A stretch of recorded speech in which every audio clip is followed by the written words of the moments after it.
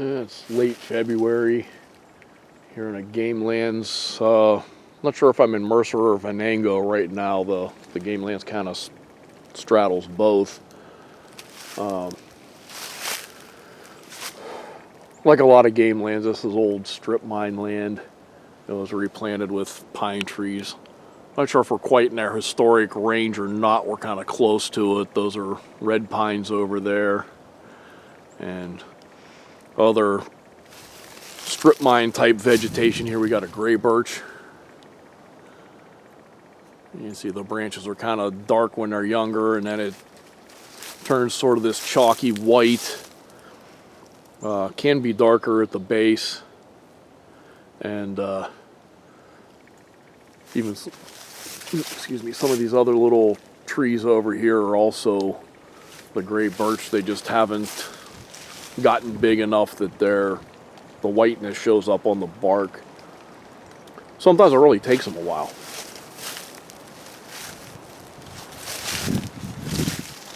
And obviously a couple oaks here, and I can see a yellow birch. You can kind of recognize that from the bark from the distance.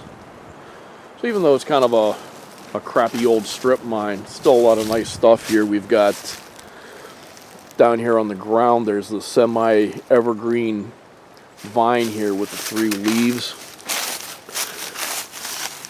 And this stuff here, this is, I'm not sure exactly which variety, but this is something called Dewberry. Or not Dewberry, Dewberry. And dewberries are basically a blackberry or a raspberry that creeps along the ground as this type of a vine here.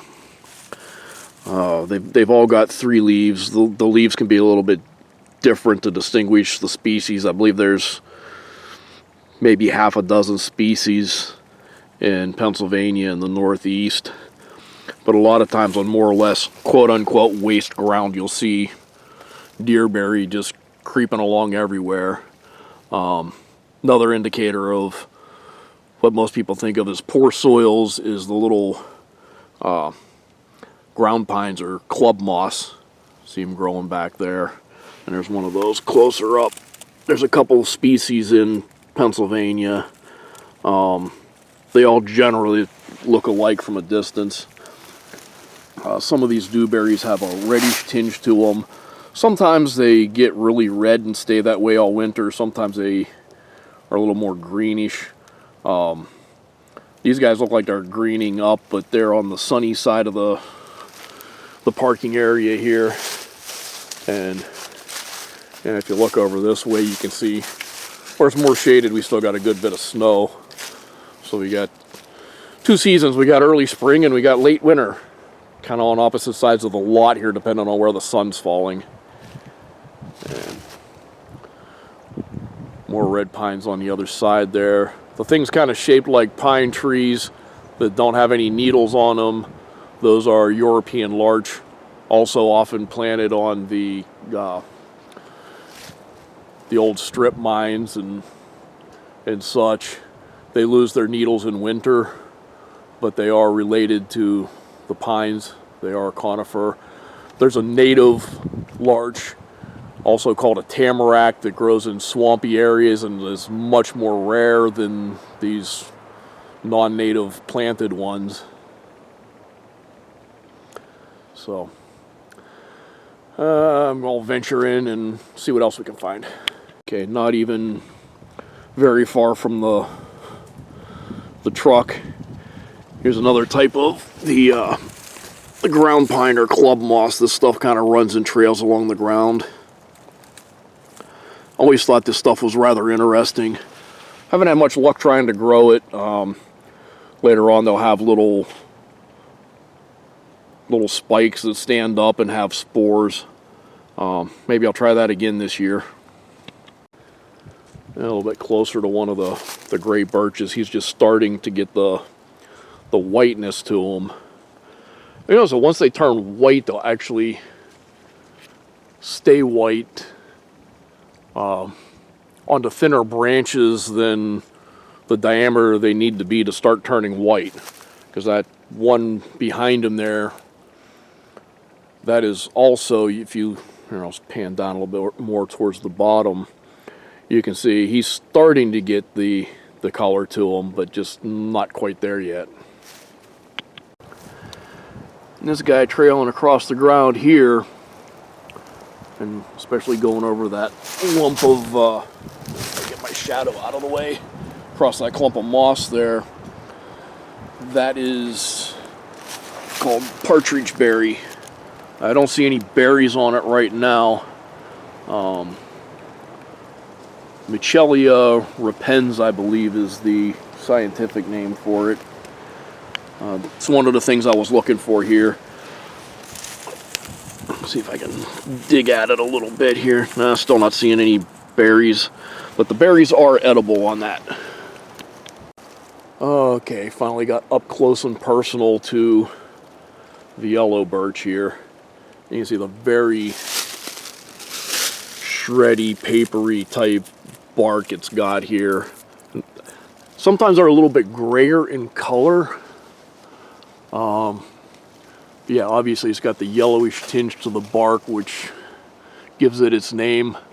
Betula allegheniensis, I believe. And it's like a great tree. Not quite as wintergreeny as the cherry birch, but it does have a wintergreen taste to it and smell to it. You can see it's just starting to get buds.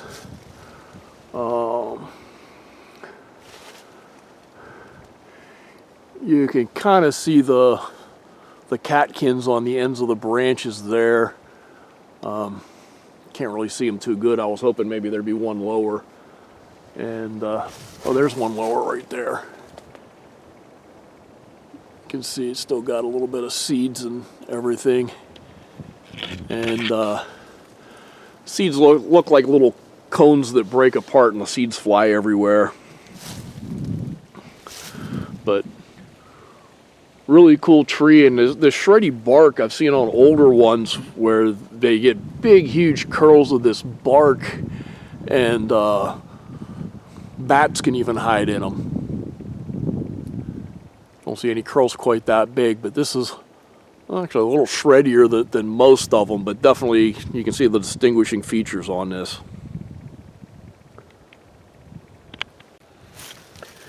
Here you can see different types of the ground pine or club moss. These guys got more needle-like leaves on it, and these guys are more scaly or plate-like.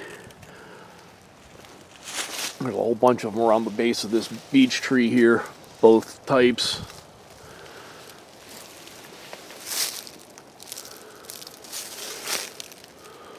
Looking around a little bit more, that's a maple tree. You can kind of tell by the bark.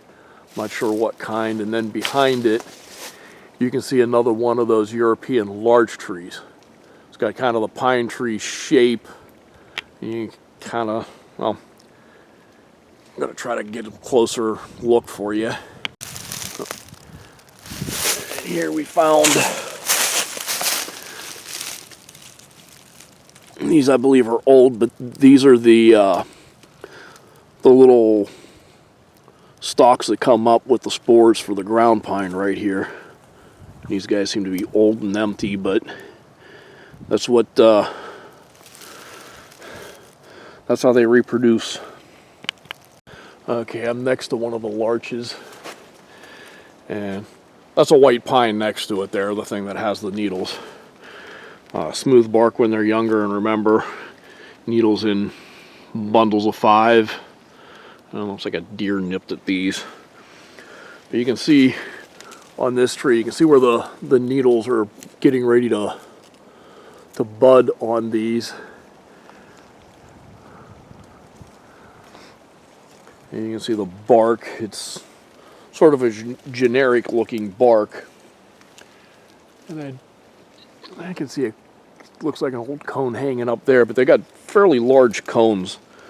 Rather egg-shaped. I'll see if I can find one on the ground somewhere.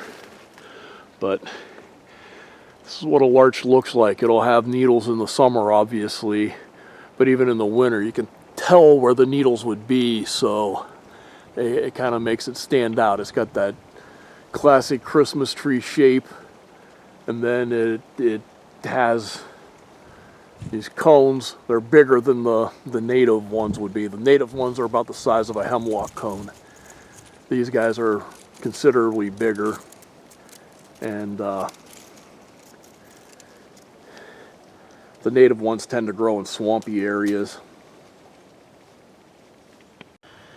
And this is one of the things I came here specifically to see. It's called Pipsissewa, or spotted wintergreen, and it's got seed pods on it right now. It has a nice little flower it'll get too, but it's evergreen, and it has these wonderful variegated leaves. Looks like some exotic hybrid tropical plant or something, but they tend to grow under pine trees. I've seen them in dry woods under oak trees before too, but primarily they are under pines. And here's another one over here that's kind of buried. See, the leaves are kind of hidden under the needles here. But very, very cool plant. One of the more showy plants in all seasons. And the flowers aren't bad either. Easy layman's term way to put it is they're white, kind of daisy-like flowers when they have them. Technically not related to daisies in any way, shape, or form, and technically different, but you know, they're a white flower kind of that size. And here's our red pines here. Nice and tall and straight. But you can kind of tell sometimes more than others, but it's got kind of a reddishness to the bark. And leaves in bundles of 2. And if I can find a live branch that fell down or is hanging low enough, I'll show you how they snap. That tree over there with lower foliage, that's a white pine, so that's not the one for me to show you on. I wanted to point this out since it does have this optical illusion that you've got. This foliage belongs to the tree with this bark, which this is a red pine. The foliage belongs to a white pine, and this gives away the optical illusion. They're just growing very close to each other. White pine being more shade tolerant, they're kind of growing under the red pines. I don't see a lot of red pines sprouting here. You can kind of tell in a way that this is artificially planted, because if you look closely, they tend to be in rows. Dead giveaway. All about the same age, all in rows. And you can see the white pines a little bit farther back. They got smoother bark. You can tell the transition in foliage. You got the more,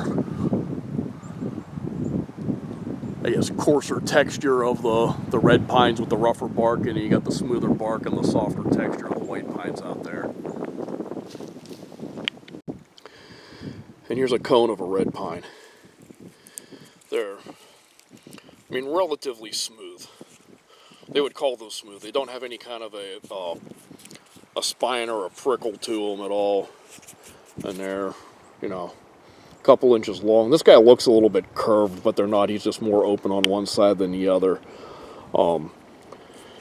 Jack pines are definitely severely curved and smaller, but these are red pine cones.